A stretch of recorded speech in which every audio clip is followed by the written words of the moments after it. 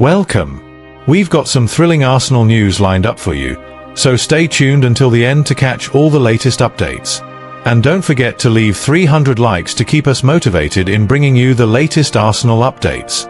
Arsenal have been grappling with a spate of injuries in the early weeks of the Premier League season, leaving manager Mikel Arteta in a spot of bother as he hopes for the return of key players after the international break. The latest blow comes with William Saliba, the French centre-back, who limped off just 5 minutes into the match against Liverpool on Sunday, resulting in his withdrawal from the France national team. A statement from the French camp confirmed William Saliba, who started for Arsenal against Liverpool, was forced to leave the pitch early. He will be unable to join the first training camp of the season due to a sprained left ankle. After consultations with team doctor Frank Legault, manager Didier Deschamps called up Benjamin Pavard as a replacement. Meanwhile, Bukayo Saka, Arsenal's star winger, is sidelined with a hamstring issue picked up against Leeds and is expected to return in October, while Kai Havertz, the German forward, faces weeks out following surgery for a niggling injury sustained on the season's opening day. Despite the injury woes, there's a glimmer of hope for Arsenal with some players nearing recovery. Captain Martin Ødegaard made a brief appearance off the bench against Liverpool, while Christian Ødegaard and Ben White are anticipated to be back in action after the international break, just in time for Arsenal's clash with Nottingham Forest at the Emirates on the 13th of September. However, Gabriel Jesus remains a long-term absentee, having been out since January with a serious knee injury, and Arsenal have confirmed he will miss the Champions League group stage. Arteta, reflecting on Havertz's situation, remarked, "It's a proper shame for him. He'd bounced back brilliantly from a previous knock, but this is the game we play. We've lost another key lad for weeks, but the medics reckon surgery was the best call to sort it proper. We're hopeful that when he's back, he'll be right as rain for a good spell." Martin Ødegaard speaks out on Piero Hincapie'S transfer to Arsenal. Arsenal may not have had the frenzied deadline day drama of some of their rivals, but the Gunners still got some business done. Under the stewardship of Andrea Berta and his team, the club sorted out loan moves for the likes of Alexander Zinchenko, Reiss Nelson, and Fabio Vieira. The headline deal, though, was the arrival of Piero Hincapie from Bayer Leverkusen on a season-long loan, with an option to make the move permanent for £45 million, a deal that looks all but certain to happen. The Ecuadorian international adds a thrilling dimension to Arsenal's squad, but the club may have sold a homegrown version of him not long ago. Hincapie, a versatile 23-year-old defender, is a cracking addition to Mikel Arteta's side. Capable of slotting in at left-back or centre-back, he fits Arteta's mould of multifunctional defenders to a T. This signing isn't just about bolstering the squad's depth. Hincapie feels like a shrewd investment for the future. Far from being a liability at the back, his ability to push forward and contribute to attacks makes him a proper asset. Respected analyst Ben Mattinson has dubbed Hincapie the left-sided Ben White for his knack of bombing up and down the pitch. According to FBref, he ranks in the top 3% of fullbacks in Europe's top 5 leagues for progressive passing distance, top 5% for progressive carries and total carrying distance, and top 8% for passes into the final third per 90 minutes. In short, he's a dab hand at driving the ball up the pitch, whipping in crosses, or picking out a teammate with a smart pass. Hincapie looks set to be a brilliant fit for Arsenal, but his arrival raises questions about the club's past transfer decisions. Arsenal's Hale End Academy has a storied reputation for producing sensational young talents like Max Daumann, Ethan Nwaneri, and Miles Lewis-Skelly. Yet, for every starlet who breaks into the first team, others fall by the wayside. Case in point, Lino Sousa. Arsenal's captain, Martin Ødegaard, shared his thoughts on Hincapie's arrival. "Piero is a fantastic player with great quality.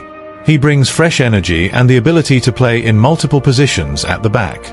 I'm confident he'll adapt quickly to our style and help us achieve our goals this season." His comments reflect the optimism within the squad about what Hincapie can bring to the table. Sousa's departure, however, remains a talking point among fans and pundits alike. The 20-year-old joined Arsenal's youth setup from West Bromwich Albion in 2022. Rather than earning a first-team chance or being sent out on loan for experience, he was sold to Aston Villa in January 2024. After a stint on loan at Plymouth Argyle, Sousa has become a regular at Bristol Rovers, racking up 29 appearances in the following campaign. The young defender has earned plenty of plaudits. Ben Mattinson has gone as far as to call him a potential future England centre-back, while academy expert Will Balsam praised his athleticism and lethal left-footed delivery. George Bird, a Hale End specialist, previously described Sousa as a fullback who loves to surge forward while staying solid at the back. Sound familiar?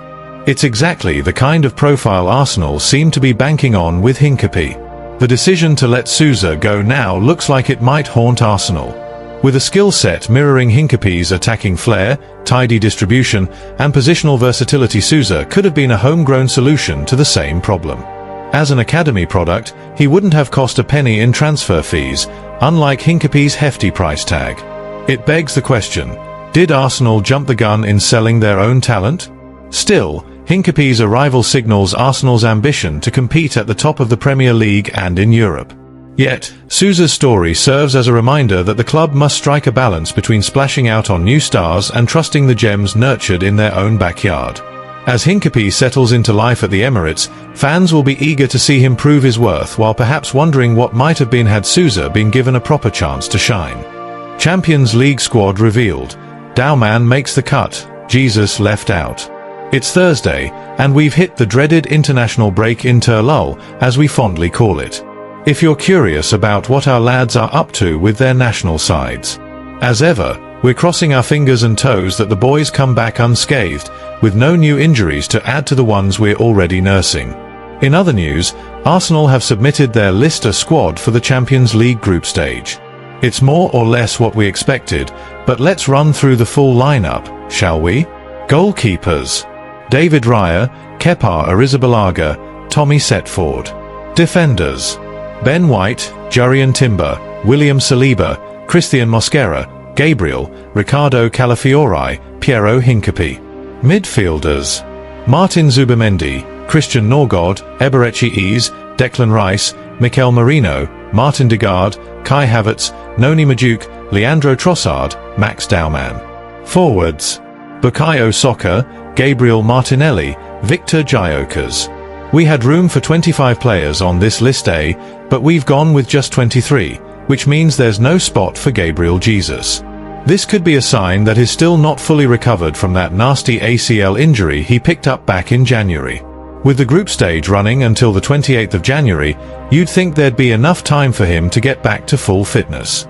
I did a bit of digging into past ACL injuries at Arsenal to get a sense of recovery timelines.